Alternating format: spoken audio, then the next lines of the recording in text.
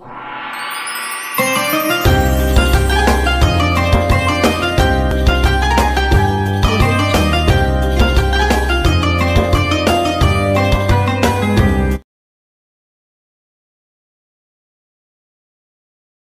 इब्राहीम इन्नका हमीदुम मजीद अल्लाहुम्मा बारिक अला मुहम्मदिन व अला आलि मुहम्मद कमा बारकत अला इब्राहीम व अला आलि इब्राहीम इन्नका हमीदुम मजीद। अल्लाह ताला का लाखों करोड़ों शुक्र है जिसने हमना को इंसान की ज़िंदगी दिया और हमना को सोचने समझने की शऊर दी, हमें चीज़ों को पहचान करने की ताकत दिया, सबसे बढ़कर हमें हिदायत दिया। अल्लाह ताला हमना को नमाज़ें पढ़ने की तौफीक दिया है, अल्लाह ताला हमना को रोज़े रखने की तौफीक दिया है, अल्लाह ताला हमना को अल्लाह के बारे में बात करने की तौफीक दिया है, अल्लाह ताला हमना को अल्लाह के रसूल के बारे में बात करने की तौफीक दिया है। ये सिर्फ़ और सिर्फ उसका फ़ज़ल है, उसका करम है। उसके फ़ज़ल और करम के सिवा हमें कुछ भी नहीं है। हमारी ताकत नहीं है हमें गुनाहों से बचने की, हमारी क़ुव्वत नहीं है हमें नेकियां खुद ब खुद करने की। ये सब कुछ अल्लाह ताला का देन है। हमें हमेशा अल्लाह ताला की शुक्रिया अदा करना चाहिए। हर मौके के ऊपर हमें अल्लाह ताला की शुक्र बजा लाना चाहिए। हर मौके के ऊपर अल्लाह ताला जिन चीज़ों से हमें रोका है, हराम चीज़ों से, हमें उससे रुक जाना है। हमें नेकियों की तरफ हमारे कदम आगे बढ़ाना है। हमें गुनाहों से तरफ से नेकियों की तरफ हिजरत करना है।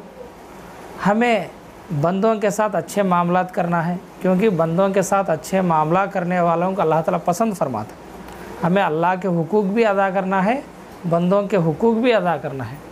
इसी में आफ़ियत है, इसी में खैरियत है और इसी में जन्नत को जाने की रास्ता मौजूद है। इसी जन्नत को जाने की रास्ते हमें देख लेते गए तो, हमें उसकी तलाश में निकल पड़े तो हमें अल्लाह ताला एक आसान तरीक़ा बताए जिसके ज़रिए इंसान तमाम गुनाहों को छोड़कर अल्लाह ताला की याद में, उसके घर से, उसके ख़ानदान से, उसके माल से, उसके कारोबार से, उसके बीवी बच्चों से निकलकर इस दुनियावी ख़यालात को उसी जगह दफन करके उन्हें एक जगह पे जाते हैं, अल्लाह की याद के लिए निकलता है। वो जगह कौन सी है? अल्लाह की मस्जिद है। क्या आवाज़ से निकलता है उन्हें? अल्लाह की नमाज के लिए निकलता है। तो नमाज एक ऐसी चीज़ है, दुनियावी ख़यालात को, दुनियावी ख्वाहिशात को, दुनियावी रिश्तों को छोड़कर अल्लाह ताला की बारगाह में उस बंदे की, उस रब के बंदे की हैसियत से जाकर हमें अल्लाह की बारगाह में सजदा करने निकलती हैं। गोया हमें एक जन्नत का रास्ते में ही, जिसने नमाज के लिए रास्ता चुन लिया है उन्हें गोया किस में है? जन्नत के एक रास्ते में है। क्योंकि अल्लाह ताला कुरान में फरमाए आक़िमिस सलाता लिज़िक्री, नमाज कायम करो मेरी याद के लिए। देखो नमाज क्या वास्ते कायम करो कहता है अल्लाह ताला? मेरी याद के लिए। कायम करने का मतलब ये है दिन में 5 वक़्त की नमाज़ पढ़ना, हर दिन भी पढ़ना, हर हालत में भी पढ़ना, जब तक ज़िंदगी है मौत आने तक हम है नहीं कि 5 वक़्त की नमाज़ पढ़ना। अब अल्लाह ताला क्या बोलता है? मेरी याद के लिए नमाज कायम करो बोलता है। अब जिसने नमाज कायम नहीं किया उसका मतलब क्या है? उन्हें अल्लाह को भूल चुका है। उन्हें क्या है? अल्लाह ताला को भूल गया है। उन्हें नमाज कौन है तो अदा करता नहीं है कि उन्हें गोया क्या है? अल्लाह ताला को भूल गया है। उन्हें अल्लाह ताला को भूल गया। सो इंसान को अब ये दुनिया क्या आखिरत क्या, उसका क्या तो हिस्सा बचता है। जो मालिक है उसे भूल गया है, उसकी सैलरी देने वाला है। तुम्हें एक शख्स को मुंतखब कर ली तुम्हारी दुकान में काम करने के वास्ते, उन्हें मालिक को उनकी बिसर गया है, उन्हें काम क्या करना है कि बिसर गए। ऐसे शख्स नफ़ा पाता है क्या? ऐसे शख्स को उजरत मिलता है क्या? नहीं मिलता ना। उन्हें मालिक कौन की पहचान लेना, दरमा देते वाला कौन की पहचान लेना, क्या काम बोला है कि वो काम करना। तो अल्लाह ताला हम ना को हमारा मालिक है, हमारा रब है, हमारा परवरदिगार है, हमारा खालिक है। हमें उसी के सामने अपना हमारा सर झुकाना है, हमें उसी के सामने बड़ाई बयान करना है, हमें उसी के सामने हमारे माथे को ज़मीन के ऊपर रगड़ना है, हमारी नाक को माने हमारी फ़ख्र को उसी के सामने रगड़ना है। तो ये किसके वास्ते? अल्लाह ताला के वास्ते। क्या वास्ते हमें करती हैं? उसकी बड़ाई को हमें बयान करने के वास्ते, उसकी बड़ाई को हमें इकरार कर को अल्लाह की बारगाह में सजदा करती हैं। अगर एक शख्स एज भूल गया, नमाज़ भूल गया करना, नमाज़ पढ़ता नहीं, क्या उसे उजरत मिलती है? क्या उन्हें बंदगी का हक़ अदा करता है? अल्लाह ताला क्या बोलता है? वमा खलक़तुल जिन्ना वल इंसा इल्ला लियअबुदून, मैं जिन्ना और इंसान को क्या वास्ते पैदा कर रहा हूँ? मेरी बंदगी के वास्ते। उस बंदगी में बेहतरीन बंदगी क्या है? नमाज अदा करना है। जिस शख्स ने नमाज को छोड़ा है उन्हें अल्लाह ताला की बंदगी का एक बहुत बड़ा हिस्सा छोड़ डाला है। उन्हें खाना खिला सकता है, खाया, दूसरे को मदद करता है, लेकिन एक बहुत बड़ा उसकी बंदगी का हिस्सा उन्हें छोड़ डाल लिए। तो अल्लाह की बारगाह में पहला काम हमें करना सो क्या है? अल्लाह की नमाज कायम करना। क्योंकि अल्लाह ताला कुरान में नमाज को कायम करो, नमाज को कायम करो, नमाज को कायम करो वो बोलता है। अगर हमें नमाज कायम करे नहीं तो इसका मतलब क्या है? हमें अल्लाह को भूल गए। जिसने उसका मालिक को भूल गया है, काम को भूल गया है, जैसा उससे उजरत नहीं मिलती कि अल्लाह ताला के यहाँ उस शख्स की ईमान भी कबूल नहीं, उस शख्स की नेक आमाल भी कबूल नहीं, उस शख्स के लिए उजरत जन्नत भी नहीं मिलती। जिन लोग जन्नत को गए वो लोग जहन्नम में पड़े सुनासी पूछती हैं। देखो सूरतुल मुद्दस्सिर आयत नंबर 40 पर 2 से ये शुरू होता है। कोनो जन्नती लोग किससे पूछते हैं? जहन्नमियों से पूछते हैं, कौन सी चीज़ तुम ना को जहन्नम में लेकर आएंगे? वो पूछते हैं, वो कौन सी चीज़ है तुम ना को दुनिया से यहाँ पे जहन्नम को लेकर आएंगे? को पूछते हैं। तो वो लोग जवाब देते हैं, हमें नमाज अदा नहीं करते थे, हमें नमाज को कायम नहीं किए। तो नमाज को कायम करे तो करने सुनो कहाँ जाती? जहन्नम को जाती। नमाज कायम करे सुनो कहाँ जाती? जन्नत को जाती। हाँ पे अफसोस करती हैं उन्होंने, क्या आवाज़ से तुम्हें जहन्नम कहेंगे? तो क्या जवाब देती हैं उन्होंने? हमें नमाज अदा करते नहीं थे। आज गौर कर को देखो, और क्या बोलते हैं ना? हमें नमाज अदा करते नहीं थे, और हमें गरीबों को खाना नहीं खिलाते थे, और हमें ऐसे की चीज़ें क्या तो कौन तो अच्छी बात हम बोले तो हमें क्या करते थे? మేము పిడివాదన చేసే వారితో చేరి वादोपवादल्लो मुनि ఉండేవాళ్ళు। हमें बहस मुबासा करते थे, उन्हें बोले से अच्छे बातों को रद्द करते थे। खाली बहस करना, ये है तो कैसा, वो है तो कैसा। जो अच्छी बात है वो लेकर आगे बढ़ेंगे, अल्लाह ताला की इबादत करेंगे, कहते सुन के मकसद हता नहीं, ये कैसा हता है, वो कैसा हता है, इसमें छती जो अल्लाह का हुक्म है उसे मानेंगे, कहते सो हता नहीं उनका। तो ऐसा हमें बहस मुबासा कर लेता, नमाज को अदा करे नहीं थे, नमाज को छोड़ डाले थे, इसी के वजह से हमें जहन्नम में आएंगे को बोलते हैं। एक बात और एक चीज़ गौर करो, नमाज के अलावा अल्लाह ताला के यहाँ कोई सी भी चीज़ फ़र्ज़ के दर्जे में नहीं। क्या हजरत तुम्हें ऐसा बोलते हैं? इस्लाम में 5 चीज़ें हैं को बोले, नमाज है को बोले, रोज़ा है को बोले, ज़कात है को बोले, हज है को बोले, फिर क्या नमाज के अलावा दूसरा कोई सा भी उतना फ़र्ज़ नहीं है को बोलते हैं? जर्रा गौर करो, हज किसके ऊपर है? मालदार के ऊपर है, माने हर एक शख्स के ऊपर नहीं है। ज़कात किसके ऊपर है? मालदार के ऊपर, माने वो भी हर शख्स के ऊपर फ़र्ज़ नहीं है। रोज़े किसके ऊपर है? किसके पास सेहत है कि ताकत है कि कौन मुकीम है कि उसके ऊपर है। अगर उन्हें मुसाफिर है, उन्हें मरीज़ है, बीमार शख्स है, उसके लिए क्या है? उन्हें बाद में रख लेता है, तुम्हारा नाज रखता नहीं है नहीं क्या? अगर उन्हें वो हालत में भी नहीं है, उन्हें क्या देता है? फ़िदिया देता है, कफ़ारा देता है नहीं क्या? फ़िदिया दे ले को उन्हें रोज़े खाने की ये कर लेता है। माने एक नमाज एक किस चीज़ है, चाहे उन्हें मालदार हो, चाहे उन्हें गरीब हो, चाहे उन्हें मुकीम हो, चाहे उन्हें मुसाफिर हो, चाहे उन्हें मरीज़ हो, चाहे उन्हें तंदुरुस्त शख्स हो, हर एक शख्स के लिए हर एक हालत में, हर एक वक्त में, हर दिन भी अगर कोई चीज़ फ़र्ज़ है कि तो कौन सी चीज़ है? नमाज की। तो कलिमे के बाद अल्लाह ताला किसी चीज़ का फ़र्ज़ होने का बयान कराएगा तो कौन सी चीज़ है? नमाज है। तो नमाज जिसने छोड़ा उसने हर किस्म की खूबी छोड़ लिया, हर किस्म की खूबी छोड़ लिया। उन्हें अनकरीब उन्हें बिदाता में पड़ जाता है, उन्हें अनकरीब अल्लाह ताला को इनकार करने तक चले जाता है, उन्हें अनकरीब फ़ाहिशात की चीज़ों में पड़ जाता है, उन्हें अनकरीब जो है गुमराह भी हो जाता है। जिसने नमाज को कायम कर लिया है, अल्लाह ताला एक ना एक दिन उसे ज़रूर हिदायत देता है। उसे है नहीं कि अल्लाह के रास्ते में अगर उन्हें थोड़े गुनाह करते हैं तभी। हुज़ूर सल्लल्लाहु अलैहि वसल्लम की इरशाद है, एक सहाबी आको पूछते हैं, या रसूलल्लाह सल्लल्लाहु अलैहि वसल्लम, एक शख्स 5 वक्त की नमाज़ पढ़ता है, फिर लेकिन थोड़े गुनाह ये करता है तो उसकी नमाज उसको खींच कर लेकर आती है सही रास्ते पे, को बोलते हैं हुरसलस। क्या करती है? उसकी नमाज उसे खींच लेकर आती है सही रास्ते के ऊपर, अगर उन्हें उसी के ऊपर कायम रहा तो। देखो नमाजी को तुम्हें गौर करके देखे तो 5 वक्त की नमाज पढ़ते सुना को एक ना एक दिन तौफीक मिलता है बुढ़ेपन में कि कहाँ की एक एहसास करते साथ है मैं इतना ज़िंदगी जिया, अब अल्लाह ताला के वास्ते मैं ख़ास कर लेना मेरी ज़िंदगी। उन्हें कब है तो नमाज़ां का आता है कि एक दिल में एक खौफ पैदा होता है, अल्लाह ताला के बारे में एक मोहब्बत पैदा होता है। इस दुनिया को छोड़ते तब बंदे उन्हें तौबा कर ले मरता है। तो नमाज को कायम करो, नमाज के सिवा दूसरा इतनी बड़ी नेकी कोई सी भी नहीं है।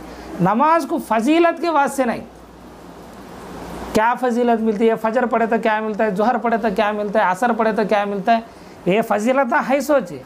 लेकिन नमाज फजीलत के वास्ते नहीं, अल्लाह ताला की रज़ा के खातिर कायम करो, अल्लाह ताला की हुक्म मानकर कायम करो। अल्लाह ताला फ़र्ज़ करार दिया है, उसकी फजीलत हम ना नहीं ज़रूरत, उन्हें कायम करोगे बोला है हमें कायम करना, उन्हें हुक्म दिया है हमें मानना। जब हमें हुक्म को मानेगा तो अल्लाह हमारा वाला बन जाता है। जब अल्लाह की रज़ा हम ना हासिल हो तो अल्लाह ताला हमारे से मोहब्बत करता है। जिस शख्स के मोहब्बत अल्लाह ताला करता है कि उस शख्स के लिए अल्लाह ताला फरिश्तों के सामने ऐलान करता है, मैं इस शख्स के लिए मोहब्बत करता हूँ, तुम्हें भी से मोहब्बत करो। और पूरे फरिश्ते उस शख्स से मोहब्बत करते और उन्हें ज़मीन के ऊपर आगे ऐलान करती, अल्लाह ताला इस बंदे से मोहब्बत करता है, आए लोगों तुम्हें भी इस बंदे से मोहब्बत करोगे। तो नमाज़ पढ़े तो क्या है? अल्लाह के लिए पढ़ना। बेशक अल्लाह ताला कुरान में फरमा देता है महबूब सल्लल्लाहु अलैहि वसल्लम के ज़रिए, क्या को इन्ना सलाती व नुसुकी व महयाया व ममाती लिल्लाहि रब्बिल आलमीन। बेशक मेरी नमाज, मेरी तमाम इबादतें, क्या है? बेशक मेरी नमाज, मेरी तमाम इबादतें, ये भी बोल सकते हैं, मेरी कुर्बानी भी बोल सकते हैं। बेशक मेरी नमाज, मेरी तमाम इबादतें, मेरी ज़िंदगी और मेरी मौत किसके लिए है? लिल्लाहि रब्बिल आलमीन, तमाम आलम के रब, तमाम आलम के परवरदिगार उस अल्लाह ताला के लिए है। तो नमाज कायम करे तो फलाना शख्स देखता है को नहीं, फलाना मौलवी साहब देखते हैं को नहीं, फलाना शख्स मुझे देखता है को नहीं, इन्हें मैं नमाज कायम तो पूछता है को नहीं, घर में वाले देखते हैं को नहीं, रिश्तेदार देखते हैं को नहीं, मैं नमाजी बनना को नहीं, मुझे नमाजी बोलेना को नहीं। नमाज कायम करे तो किसके वास्ते कायम करना?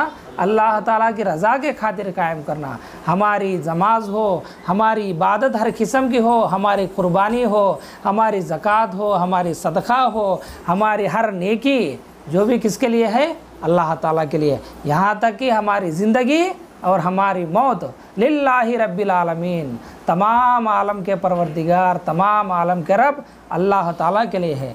जिसने नमाज को कायम किया, उस नमाज उसे क्या करती है? फ़ाहिशात की चीज़ों से रोकती है, बुरे चीज़ों से उसे रोकती है, बुरे अमल से उसे रोकती है।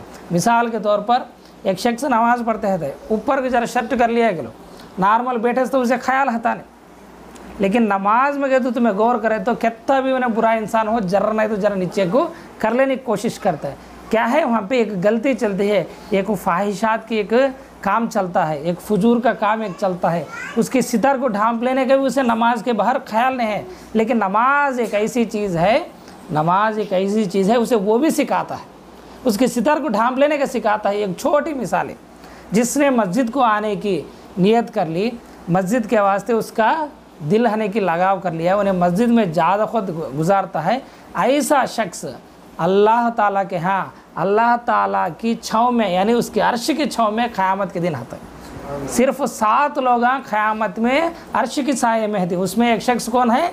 उसका दिल कब भी मस्जिद की तरफ आता है, उसका दिल कब भी नमाज की तरफ आता है, उसका दिल कब भी दूसरी नमाज के इंतज़ार में आता है।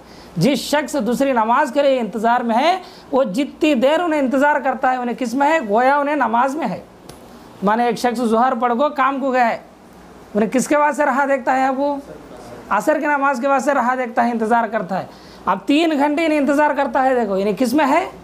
नमाज में है। उन्हें नमाज पढ़ा है नहीं, उन्हें किस में है? नमाज में है। जिस शख्स ने रात की इशा की नमाज जमात के साथ अदा किया और फजर की नमाज इशा जमात के साथ अदा करे तो वो शख्स है कि रात भर नमाज पढ़े जैसा है। कैसा? इशा भी जमात के साथ, फजर भी जमात के साथ ऐसा अदा करे तो उन्हें रात भर खड़े होकर नमाज पढ़ना एक ही चीज़ इशा की नमाज़, फजर की नमाज़ जमात से पढ़ना भी 21। अगर इशा की नमाज़ 21 पढ़ा, आधी रात तक नमाज़ पढ़ने के सवाब उसके लिए। सवाब के बारे में तुम्हें सोचो जनक को, बेहद है। क्या है? बेहद है। और नमाज क्या है एक चीज़ का, तो इसकी मारिफत क्या है, तो जब हम ना को अल्लाह ताला के नमाज कायम करने के लिए मुअज्जिन अजान देता है, क्या को अजान देता है? अल्लाहु अकबर, अल्लाहु अकबर, अल्लाहु अकबर, अल्लाहु अकबर। इसका मतलब क्या है? अल्लाह बहुत बड़ा है, अल्लाह ताला बहुत बड़ा है, अल्लाह ताला बहुत बड़ा है, अल्लाह ताला बहुत बड़ा है। ये बात हमें सुनेस खो तो, ये बात हमें सुनेस खो तो हमें जवाब देना ना, हमें जवाब, हमें भी अल्लाह अकबर को जवाब देती, लेकिन उसका अमली तरीका एक है जवाब देने की। एक शख्स बड़ा है का तो हमें क्या करती, इज्जत करती उसे, है नहीं क्या? लेकिन यहाँ पे अल्लाह ताला क्या है? सबसे बड़ा है, सबसे बड़ा।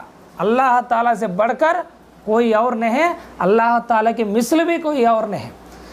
अब अल्लाह ताला बड़ा है को बोलते हैं, उसकी बड़ाई का इकरार करने के वास्ते, उसकी बड़ाई को कबूल कर कर हमें क्या करती है? उसके नमाजा मस्जिद में आकर, अल्लाह की मस्जिद में आकर हमारी माथे को ज़मीन के ऊपर टेकती। ये माथे को तुम्हें ज़मीन के ऊपर कब है तो टेकती की, ज़मीन के ऊपर रखती की, सजदा करती की, वही तुम्हें इकरार कर लेना अल्लाह ताला बड़ा है को। अब अजान सुनी चुके चल जाती है, तुम्हें अल्लाह ताला की अज़मत की इकरार करें नहीं, तुम्हें अल्लाह ताला की अज़मत की तुम्हें कबूल नहीं है नहीं, कब है तो तुम्हें वो सुनकर अल्लाह ताला की नमाज़ पढ़ने आती की, अल्लाह ताला के बारगाह में सजदा करती की। तुम्हें इस अमल से क्या प्रूव करती है? मैं मानता हूँ अल्लाह ताला बड़ा है को, इसके वास्ते मैं मेरा सर को उसके सामने झुकाता हूँ को बोल को तुम्हें ये अमली नमूना पेश कर सकती हूँ। नहीं ऐसा जाती ही ज़िंदगी भर का, तो ना तुम्हारे अल्लाह ताला याद है, ना तुम्हें अल्लाह ताला की अज़मत की इकरार करती हैं, ना अल्लाह ताला की बंदगी को तुम्हें सही तौर पर अदा करती। लिहाजा ये नमाज के वास्ते, नमाज के लिए, नमाज के बारे में चंद अहम बातें हैं, तो ये जहन में रख लो। नमाज की अज़मत को तुम्हारे दिलों में क़ायम कर लो, खुद ब खुद अल्लाह ताला की बड़ाई, अल्लाह ताला की अज़मत तुम्हारे दिलों में क़ायम रहती है, और अल्लाह ताला का ज़िक्र तुम्हारे दिलों में आ पहुँचता है, और इसी के ज़रिए अल्लाह ताला तुम्हारे घरों में बरकत नसीब अता फरमाता है, इसी के ज़रिए तुम्हारे बच्चों का अल्लाह ताला हिदायत फरमाता है, और इसी का ज़रिए से अल्लाह ताला तुमना को जन्नत में दाखिल फरमाता है। बोल तो इंशाअल्लाह अल्लाह ताला कुरान में क्या बोलता है? फ़वैलुल लिल मुसल्लीन बोलता है, नमाजियों के लिए जहन्नम में एक जगह है को। ये कौन से नमाजें करें?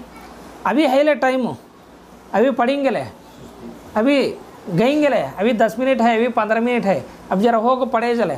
ये बोल रहे थे देखो सुस्ती सी, ऐसा सुस्ती करने वालों के लिए जहन्नम में है, जहन्नम में वही लगाते से एक जगह है। फिर नमाज को जाता है उन्हें, लेकिन नमाज में सुस्ती करता है, ऐसे शख्स के लिए जहन्नम है। तो फिर पूरा नमाज को छोड़ डालने वाले के लिए अब क्या बोलेंगे हम? नमाज में, नमाज के लिए उन्हें गफलत इख्तियार करता है, सुस्ती इख्तियार करता है, इसी के लिए जहन्नम है। तो अब नमाज पूरा छोड़ डाला है उन्हें, 5 वक़्त की नमाज पढ़ता नहीं। अब उसके लिए क्या है ना कि तुम्हें खुद सोच लो। और थोड़े जिन्हें हमारे वाले बोलते हैं थे क्या को, ये 2 पढ़े थे बस ले, फजर पढ़े तो बस ले, इशा पढ़े तो बस ले, ऐसा नहीं। 5 वक्त की नमाज भी तुम्हें क़ायम करना सोचो।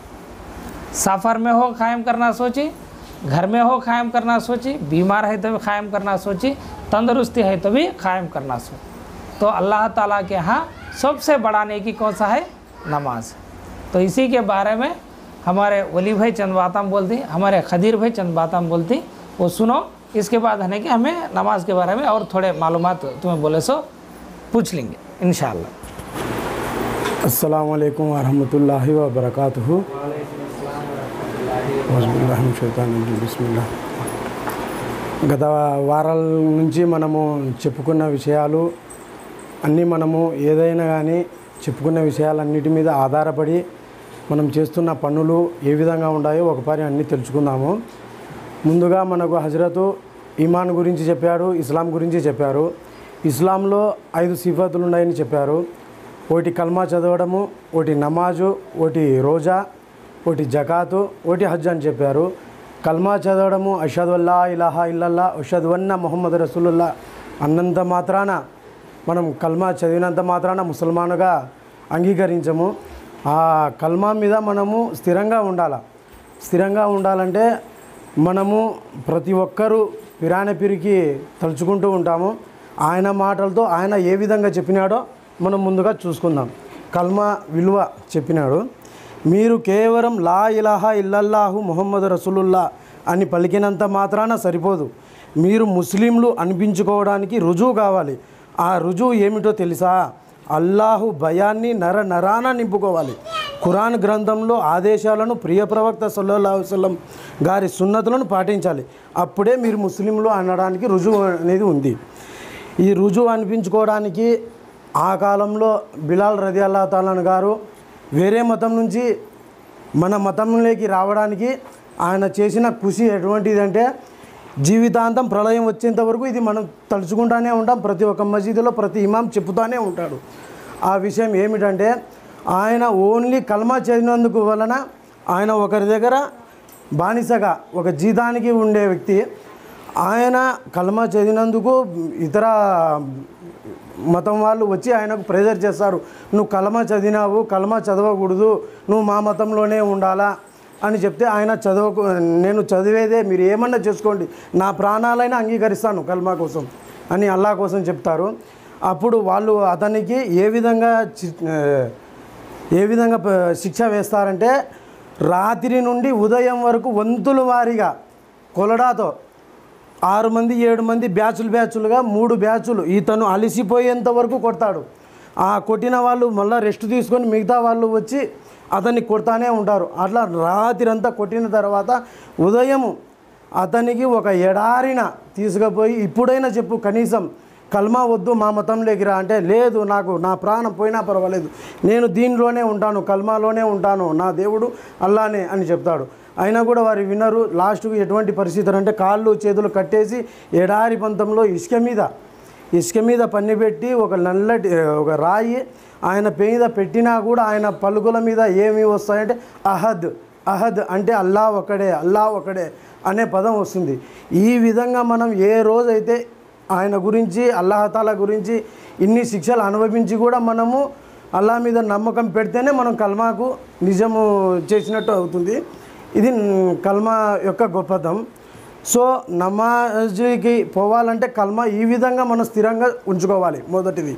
రెండోది, నమాజ్కు పోయినప్పుడు నమాజు ఖురాన్లో ఎన్నోసార్లు వచ్చింది జిగిరు, మీరు నమాజు చదవండి అని. నమాజు చదవమని చెప్పారు కానీ ఏ విధంగా చదవాలా అనేది చెప్పలేదు. సో నమాజు ఏ విధంగా చదవాలా అనేది ప్రవక్త సల్లల్లాహు అలైహి వసల్లం గారికి ఆయన హదీసుల ద్వారా ఆయన జీవితం ద్వారా మనం తెలుసుకోవాలి. ఆయన ఏ విధంగా నమాజు చదివారు, ఆయన ఏ విధంగా నమాజ్ చదివితే ఏ విధంగా లాభం పొందుతాము అనే విధంగా చెప్పినారు. ప్రవక్త సల్లల్లాహు అలైహి వసల్లం గారు నమాజ్కు ఒక ఫజ్రు నమాజు విలువ, ఫజ్రు నమాజులో కానీ సున్నతుగా విలువ చెప్పారు. ఒక హదీసు అమ్మా ఆయిషా రజియల్లాహు తాలా కథనము. ప్రవక్త సల్లల్లాహు అలైహి వసల్లం గారు ఫజ్రు నమాజుకు ముందు 2 రకాతులు సున్నత్ చదువుతాం కదా, ఆ సున్నత్ యొక్క లాభము ఏ విధంగా చెప్పారంటే ఈహాలోకంలో అంటే ఈ ప్రపంచంలో ఏ వస్తువు కూడా ఏ ఖజానా కూడా ఆ 2 రకాతులు సున్నత్ ముందర నాకు ఏది పనికిరాదు అన్నారు. ఆ 2 రకాతులే నాకు గొప్ప, ఆ 2 రకాలే నాకు మంచి ఫలితం ఇస్తుంది. సో నేను ఎప్పటికైనా కానీ ఆ 2 రకాతులు సున్నత్ వదలను. సో ఇది గైర్ మౌఖిదా కింద సున్న మౌఖిదా కింద వచ్చేసింది. ఈ నమాజు మన సున్నతుకే ఇంత ఫలితం ఉంటే ఫజర్లో ఉండే ఫరజ్ నమాజులు 5 ఉన్నాయి. ఆ నమాజులు చదివితే ఎంత ఫలితం ఉంటుందో ఏమో మనమే ఆలోచించుకోవాలి. సో ఇదే విధంగా ప్రవక్త గారు చెప్పిన 2 సున్నతుల ప్రకారం మనం ఈ విధంగా ఆలోచించినట్లుంటే మన పిల్లోళ్లకు మనం ఏవైతే మనం ఇవ్వాలనుకుంటున్నామో, ఏదైతే వాళ్ళ ద్వారా మనం ఆశించాలనుకుంటున్నామో అనే దాని గురించి పిరానపీర్ రజియల్లాహు తాలా గారు ఏం చెప్పారో ఇందాము. మీ పిల్లలను ఇస్లాం జ్ఞానం నుండి దూరం చేస్తున్నారు, కేవలం ఎలా బ్రతకాలో నేర్పిస్తున్నారు. సన్మార్గం పొందాలంటే ముందు ఇస్లాం జ్ఞానం నేర్పించండి. ఇస్లాం జ్ఞానం నేర్పియని వ్యక్తులు ఆయన దృష్టిలో ఏం చెప్తున్నాడో మీరే అర్థం చేసుకోవచ్చు. ఇస్లాం జ్ఞానం నేర్పియని వ్యక్తులను గోసెపాకు మనం ఉదయం లేచిన నుంచి అల్లాను కూడా తలుచుకోం, కానీ ఆయనకు తలుచుకుంటూ ఉంటాం. ఆయన నోటి నుంచి మనం ఏం మాటలు వింటున్నామో మీరే తెలుసుకోండి. సో అదేవిధంగా ఈసా అలైహిస్సలాం గారు ఒకరోజు ఒక సమాధి ప్రక్క నుండి వెళ్తుండగా ఆ సమాధి యందు అతి భయంకరమైన శిక్షను ఇవ్వడం చూశారు. మరి కొంతసేపటికి తర్వాత అటుగా వెళ్ళి చూస్తే ఈసారి ఆ సమాధి అల్లా అనుగ్రహంతో నిండుగా కనిపిస్తుంది.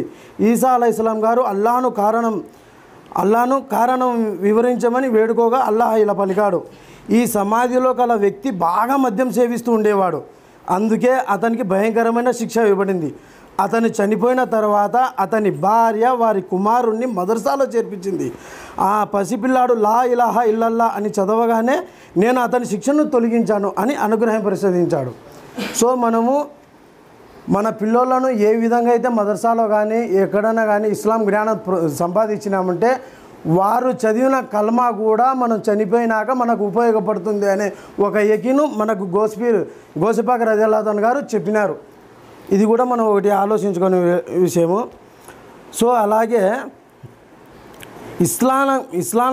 ఇస్లాం జ్ఞానం పొందిన యువకులారా, మీరు అల్లాహు తన అనుగ్రహమైన జ్ఞానాన్ని ప్రసాదించినప్పుడు మీరు ఏ సుల్తాను దగ్గరికి వెళ్ళి అర్చించాల్సిన అవసరం లేదు, ఏ గడప దగ్గరికి వెళ్ళి మీ ఆకలిని తీర్చమని అడగనవసరం లేదు. అల్లాహు మాత్రమే గొప్ప అనుగ్రహత ప్రదాత. అల్లాహు జ్ఞానం పొందిన వారికి ఐహిక వ్యాహములు ఉండవు. ఏ గడప దగ్గర వెళ్ళి అర్థించడానికి కాళ్ళు రావు, ఏ ఆస్తిని పంచుకోవడానికి చేతులు రావు. సో మనకు జ్ఞానం లేని కారణం వలన ఏవేవో సమస్యలన్నీ వస్తుంటాయి. ఆ సమస్యలు అన్నిటికీ మనం చేసుకోవాల్సింది ఒకటే, జ్ఞానం నేర్చుకోవాలి, ప్లస్ నేర్పియాలి. మనం జ్ఞానంతోనే జీవితం సాగించాలి. జ్ఞానాన్ని వెతుక్కుంటూ వెళ్ళండి. మీ నడకను సాగినంతకాలం మీరు జీవించినంతకాలం జ్ఞానంతోనే ఉంటారు మీరు. సో పిరానపీర్ గారు ఈ చెప్పిన విషయం ప్రకారంగా మన జ్ఞానము పిల్లోళ్లకు కూడా నేర్పియాలనేది ఒక మనకు ఫర్జుగా విధించబడింది. సో అలాగే నమాజుల గురించి ప్రవక్త గారి సున్నతులను మనం ఏ విధంగా చేయాలనేది ఒకసారి చూద్దాము. బిస్మిల్లాహిర్ రహ్మానిర్ రహీం. ఔజుబిల్లాహి మినష్ షైతానిర్ రజీమ్. ఉమ్రే బిన్ రువైబా కథనం ప్రకారం ప్రవక్త సల్లల్లాహు అలైహి వసల్లం గారు ఇలా ప్రవశిస్తుగా ఉండగా నేను విన్నాను, ఫజ్రు మరియు నమాజులు చదివేవాడు ఎన్నడూ నరకంలో ప్రవేశించాడు. అంటే ఫజ్రు నమాజు ఔర్ అసర్ నమాజు చదివే వ్యక్తి ఎప్పటికీ నరకంలో పోడు అని చెప్పారు. ఎందుకు అంటే ఫజ్రు నమాజు నిద్రలో నుంచి కుర్బానిచ్చి మన జాన్ కుర్బానిచ్చి నమాజుకు పోతాం. సో అలాగే అస్రు నమాజు వ్యాపారంలో మనం ఎంతో సమయం సాయంత్రం పూట ఏదో మంచి ఖయాలన్నీ వస్తుంటాయి, ఎక్కడెక్కడ చెడు సైతాన్ బారి నుండి మన వ్యాపారం నుండి తప్పించుకొని నమాజు చేయడం అనేది ఒక పెద్ద విధిగానే మనం ప్రకటించుకోవాలి. సో ఈ రెండు నమాజులు చదవడం వలన స్వర్గం ఉండాలి అనేది మనకు క్లుప్తంగా ప్రవక్త గారు మనకు చెప్తున్నారు. సో ఇదే విధంగా అబూ మూసా రజల్లాహు తన కథనం ప్రవక్త ప్రవచనం, చల్లని నమాజులు క్రమం తప్పకుండా చదివేవాడు స్వర్గంలో ప్రవేశిస్తాడు. చల్లని నమాజులు అంటే రెండు వస్తాయి, ఒకటి ఫజరు, ఒకటి ఇషా. ఫజర్ నమాజు, ఇషా నమాజు ఎవరైనా కానీ చదివినారంటే, ఈ చల్లటి నమాజ్ అంటే అది ఉదయం పూట చల్లగా ఉంటుంది, రాత్రి పూట చల్లగా ఉంటుంది. సో దాన్ని చల్లని నమాజులు అని ప్రవక్త గారు చూపించినారు. ఈ రెండు నమాజులు చదివిన వ్యక్తి మిగతా 3 నమాజులు ఆసాన్గా చదువుతాడు. సో ఆ మొత్తం 5 నమాజులు చదివిన వ్యక్తి ఆటోమేటిక్గా స్వర్గానికి ప్రవేశిస్తాడని మనకు ఒక హదీస్ ద్వారా తెలిసింది. ఇంకొక హదీసు జుందుబ్ ఖస్రీ కథనం ప్రవక్త సల్లల్లాహు అలైహి వసల్లం ప్రవచనం, ఫజ్రు నమాజు చదివిన వాడు అల్లాహు రక్షణలో చేరినట్టే, కనుక అటువంటి వ్యక్తిని హింసించకండి, అతని ధనాన్ని దోచుకోకండి, అతని గురించి పరోక్షంగా నిందించకండి, చాడీలు చెప్పకండి, ఇంకా అతని అవమానపరచకండి, ఎందుకంటే అతడు అల్లాహుతాలా రక్షణలో ఉన్నాడు.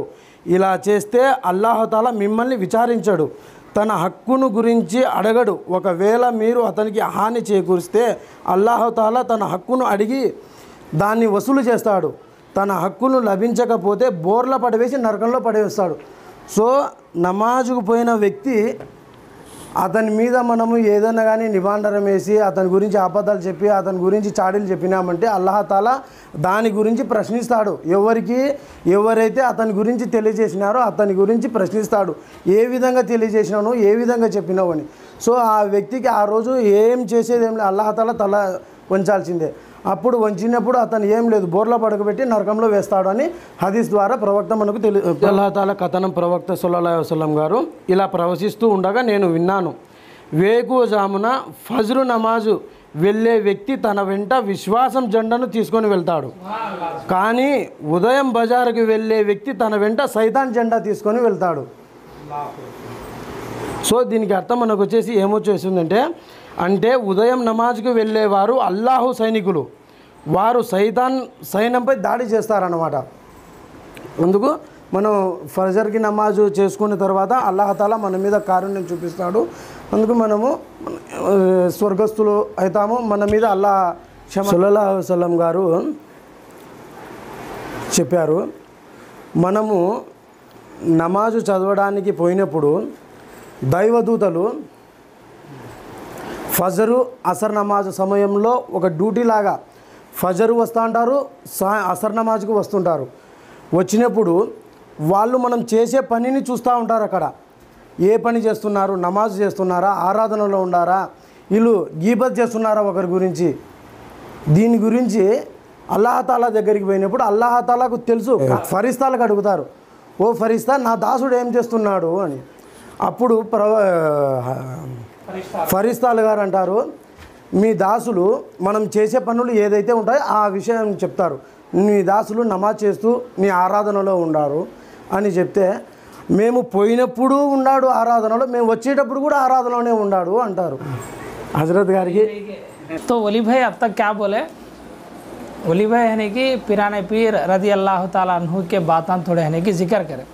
पिराने पीर रज़ी अल्लाह ताला अन्हु क्या बोलती हैं, क्या तुम्हें महज ला इलाहा इल्लल्लाह मुहम्मद रसूलुल्लाह पढ़ने से क्या मुसलमान हो जाते हैं?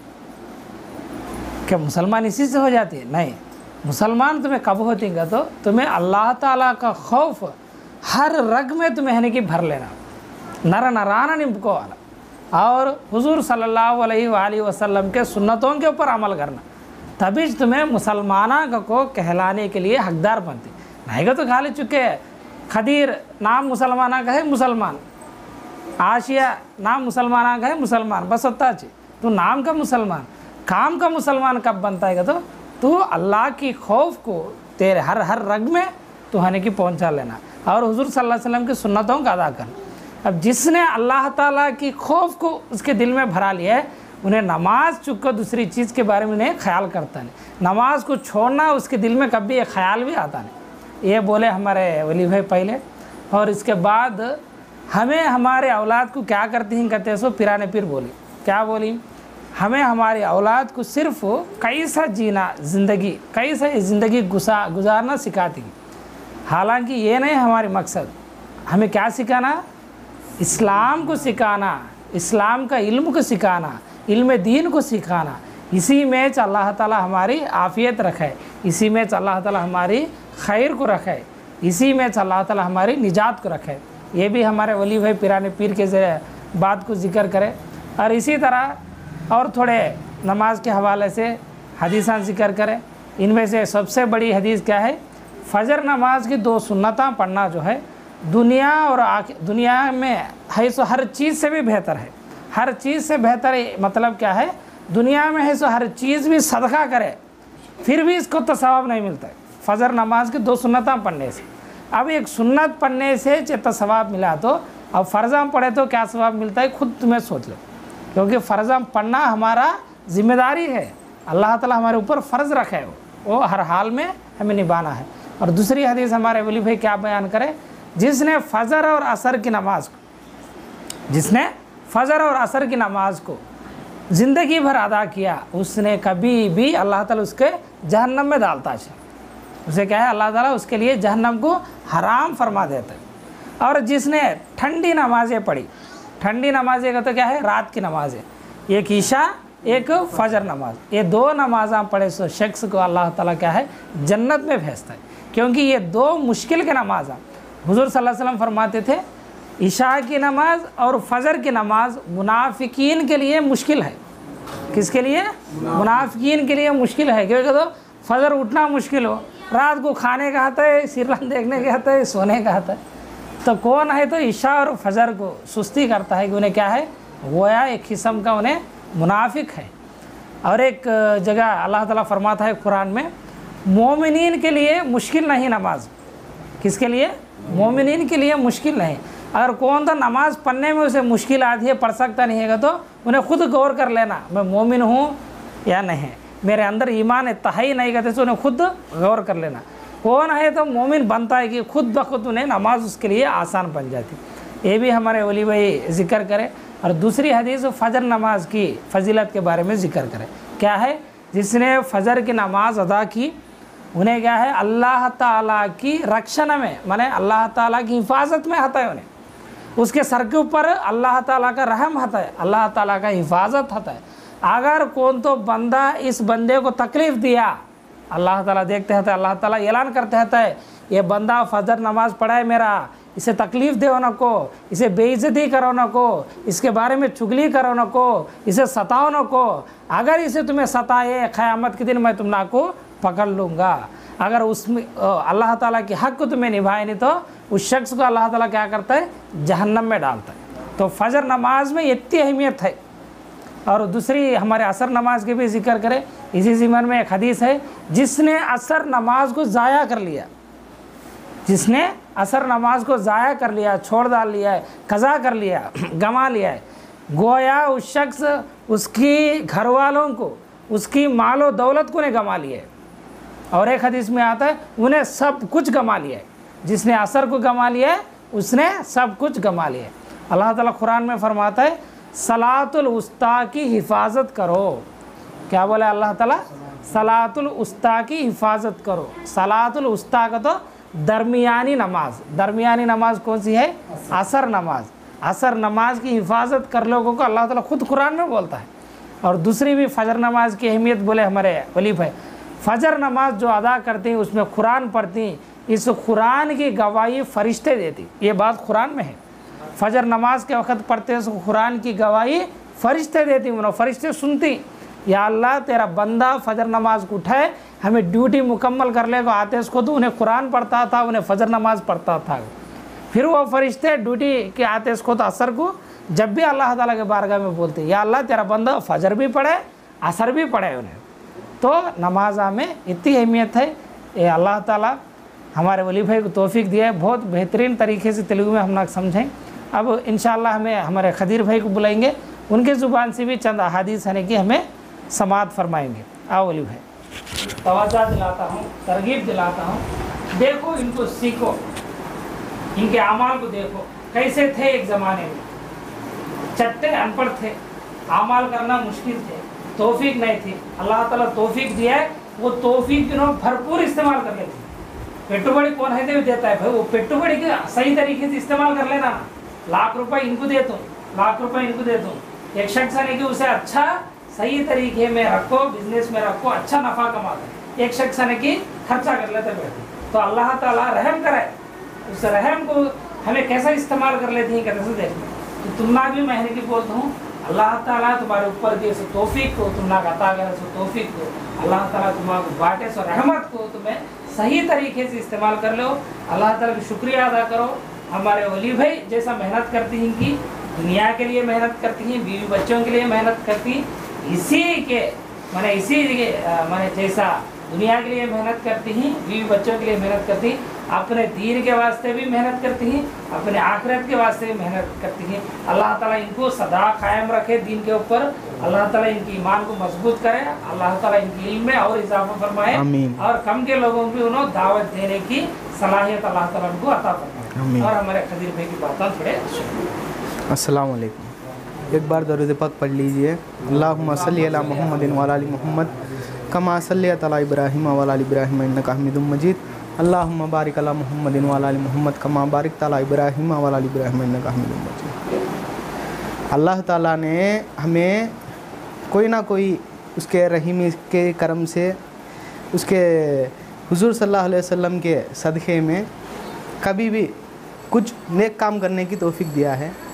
हर इंसान नेक काम करने की कोशिश करता है, हालांकि हर इंसान से भी गुनाह होता है।